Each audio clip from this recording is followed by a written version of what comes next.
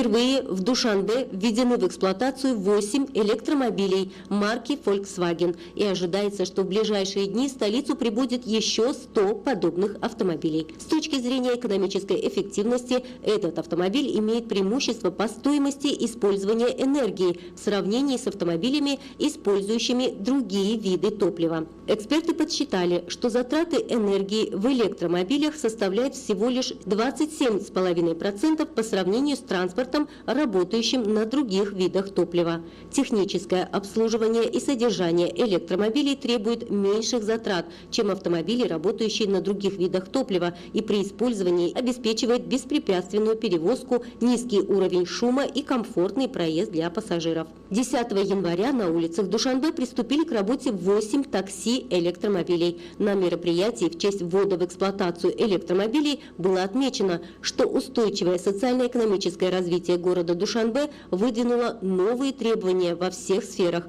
в том числе и в сфере пассажирского транспорта, что позволит в будущем принять эффективные меры по улучшению положения отрасли и реализации стратегических целей в рамках целевой государственной программы развития транспортного комплекса Республики Таджикистан до 2025 года и государственной программы «Зеленый город».